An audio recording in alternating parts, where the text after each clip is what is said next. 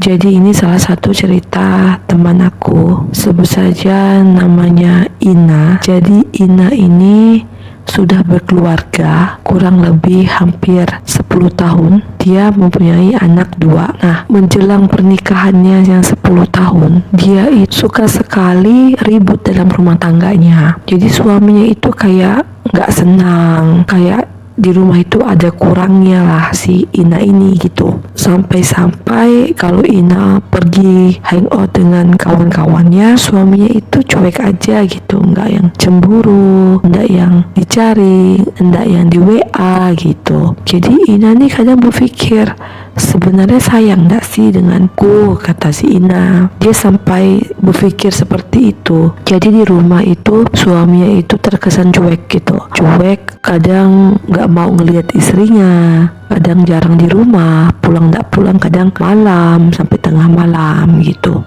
Nah, si Ina nih merasa kok suaminya itu berubah, kok suaminya itu nggak kayak dulu. Sampai si Ina ini mencurigai suaminya itu ada skandal perselingkuhan atau apa gitu kan, karena suaminya itu memang dulunya emang baik sama dia gitu, tapi akhir-akhir ini kok suaminya aneh, apa udah bosan ataupun bagaimana. Dan si Ina itu pun merasa diri dia tuh ada yang aneh. Anehnya itu dia tuh malas make up ya, malas ngapa-ngapain, bawaan badannya lemah, masak sedikit capek, bersih-bersih rumah capek. Padahal dulu dia merasa apapun yang dia lakukan, tugas dia di rumah itu dia lakukan penuh semangat, penuh cinta. Apalagi suaminya itu dulunya memang sayang sama dia, maksudnya nggak cuek gitu, memberi perhatian yang penuh lah dibanding dengan suami dia sekarang.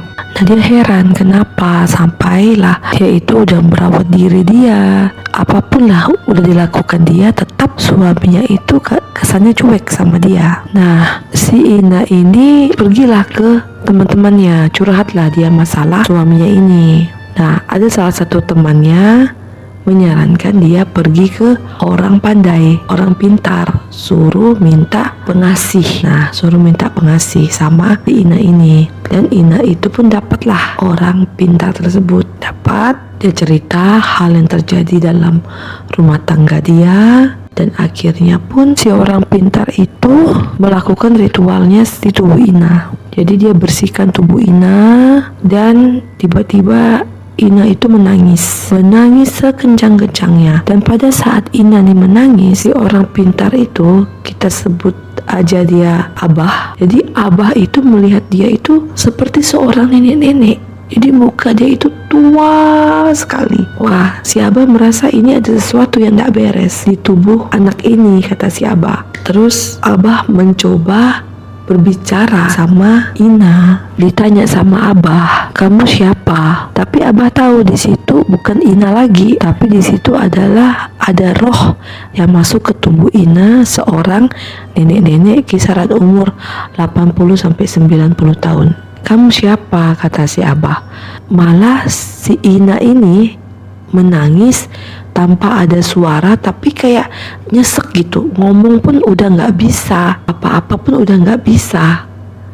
Jadi nyesek, kayak nangis nggak bisa mengeluarkan suara, kan itu kan sakit. Karena Abah udah tahu kalau itu bukan Ina, Abah ambil pensil kayu, itu dijepit di antara telunjuk kaki Ina sama jempol kaki Ina. Itu pun Ina masih menangis, tapi Ina udah bisa mengeluarkan suara. Tapi yang Ina keluarkan masih suara tangis Ina, bukan suara berbicaranya Ina. Nah, Abah berkata, kamu keluar dari tubuh dia. Gara-gara kamu, suaminya itu tidak memandang dia. Itu pun Ina tetap menangis. Tidak ada sepatah kata pun yang keluar dari mulutnya si Ina itu tadi. Nah, si Abah pun merasa ini kayaknya berat nih, roh yang masuk ini kayaknya berat. Nah, Abah pun langsung menjalankan ritual-ritualnya dengan membaca ayat-ayat suci Quran ya ke Ina. Akhirnya Ina pun pingsan. Nah, saat pingsan, karena Abah ini laki-laki,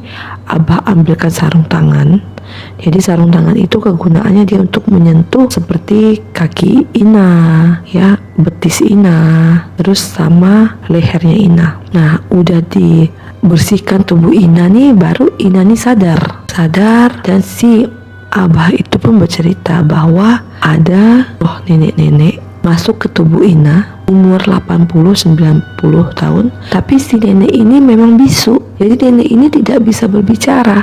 Makanya waktu Abah bertanya dengan Ina bisa menangis tetapi tidak bersuara. Nah, karena roh nenek ini tidak bisa bersuara, jadi masa hidup nenek ini bisu. Nah, Ina pun bercerita bahwa dia itu memang ada moyangnya, memang bisu menurut cerita orang tua Ina. Nah, disinkronisasilah dengan, dan si Abah pun mencocokkan bahwa roh yang di tubuh Ina ini adalah nenek moyangnya Ina. Jadi mungkin nenek buyut lah ya. Jadi setelah Ina pun sadar, si Abah itu bercerita yang mengakibatkan suami Ina begitu, kata Abah, ternyata si nenek itu. Jadi suami Ina mandang Ina itu jelek banget, mukanya tuh tua banget. Padahal Ina ini tipe orang yang bersolek, perawatan, bersolek. Jadi nggak mungkin muka Ina itu dipandang jelek sama suaminya. Nah, nenek ini ngikut Ina gara-gara Ina ini punya tempat tidur.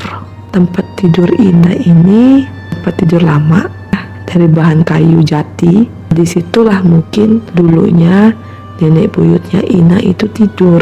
Jadi Ina ini kayaknya mengambil aura si nenek buyutnya itu tadi. Nah, setelah selesai, syarat dari Ina adalah membuang tempat tidurnya.